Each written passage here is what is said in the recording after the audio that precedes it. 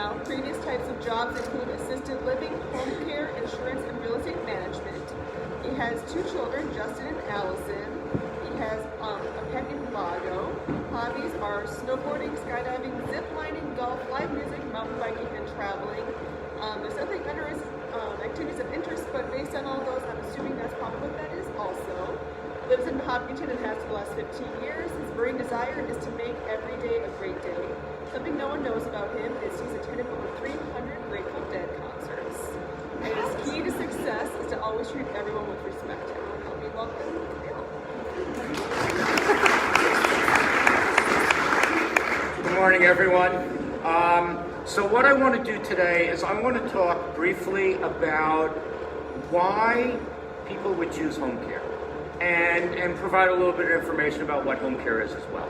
So people will choose home care for a number of reasons, but the biggest one is because we want people to be able to age in place. And what does that mean?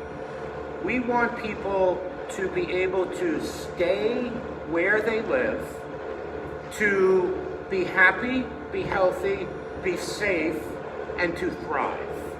So our mantra at Hopkinton Home Care is helping people thrive. And one of the sad things that can happen sometimes to people, for some of our seniors, when it should be their golden years, this is how they spend their time. They're lonely, they're isolated. I talked about that during my commercial in the winter months. They don't want to go outside. It's cold, it's icy. They're afraid of slipping and falling and getting hurt and not being able to stay home. So one of the things that we want to do at Hopkinton Home Care all the time is we want that to be what happens.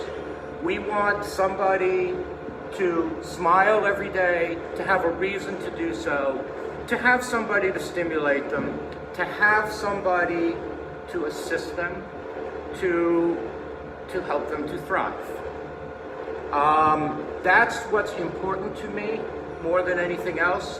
One of the reasons why I decided to start my own business and chose home care, first of all, I've been involved in senior care for over 30 years, so it would be really hard for me to try to do something different at this point in my life. But even more so, it should be personal. We are asking people to trust us to take care of a family member who can't do it themselves anymore. And that doesn't mean they can't do everything themselves. There may be one component of their day. But whatever that is, I don't want to ever just get a phone call and say, oh, you need help? I'll have someone there tomorrow. How do I know what kind of help they need? How do I know what their limitations may be? How do I know who has the right skills to provide that care and that assistance to them?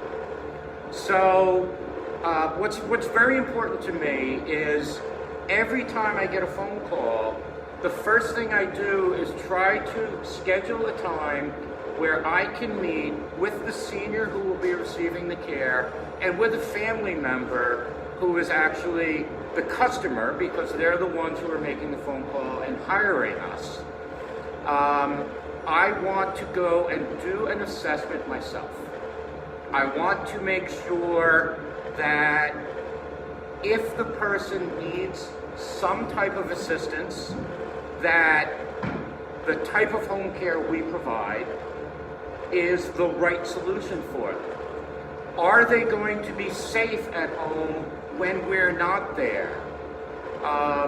And it's important to understand that we can provide care to people for a couple of hours a day, or we can provide care 24 hours a day, 7 days a week, 365 days of the year. We just went through the entire holiday season. They seem to all be stacked, November, December, January 1st.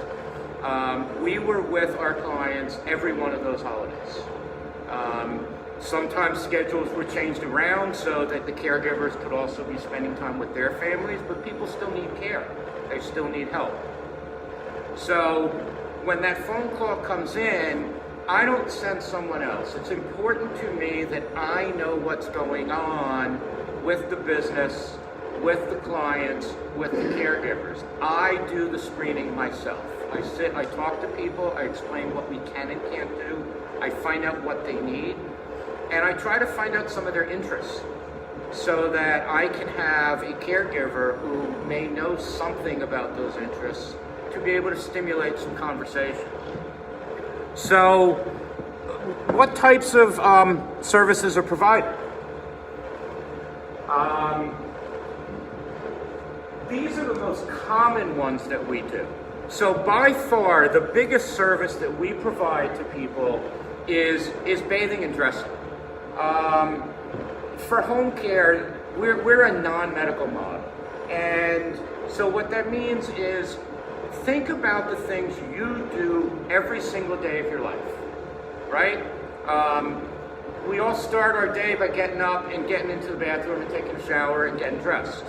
And whether it be injury, whether it be arthritis, whether it be Parkinson's disease, whether it be a variety of potential ailments as people age, these are things that can become more difficult to do yourself.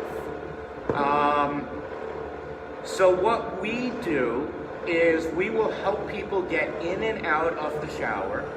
We can actually remind them that it's time to take a shower. We can assist them in taking a shower. We can shower them.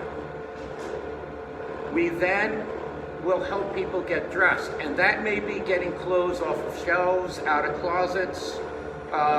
If there's mobility issues with shoulders to be able to reach up for things, we can dress them completely. By far the most common services we provide right there. In addition, medication reminders. So there are a number of people as we age who are taking medications that are crucial to their health, their well-being, and continuing with life. And there are two big things that could happen without any reminders or assistance. One is that they forget to take their meds, they don't take it, and all of a sudden they could potentially have a problem. More importantly, they may forget that they have taken their meds and they take them again. And that's a leading cause of hospitalization. So when we're there to provide those reminders, we can make sure that they take the right medications at the right time of day, at the right dosage. We also prepare meals for people. We can make meals, we can sit with them while they're eating, we clean up after the meals, we don't leave a mess for people. We help people with toileting. They may be stiff, they may need some assistance there. Exercising. So I'm sure that Beth will agree, without question, exercising is something that should be lifelong. Exercising is crucial. Exercising produces a lot of endorphins, one of the most important ones being dopamine. Dopamine helps you with movement, it helps you with learning, it helps you with memory, it helps ward off certain types of cognitive impairment. If you don't produce the dopamine and you begin to get cognitive impairment, that's a medication that will be prescribed to you to try to slow down the effects, but you can do that yourself by exercising.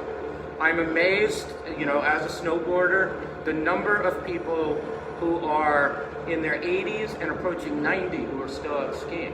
Why are they doing that? Because they always have, and so they still can. If you keep moving, you'll keep moving. We can provide transportation in certain circumstances to people, to appointments and things like that. And the biggest thing, as I showed at the beginning with the pictures, was companionship. Spending time with somebody, brightening their day, giving them someone to talk to build puzzles with, to play games, whatever are their interests. I've had caregivers knit with people who family members thought they couldn't knit anymore. They weren't knitting because they didn't have someone to do it with. So contact information is on the screen right now. We can be reached at www.hopkintonhomecare.com. Our phone number, 508-544-4650. And we can be reached via email at info@hopkintonhomecare.com. Thank you very much.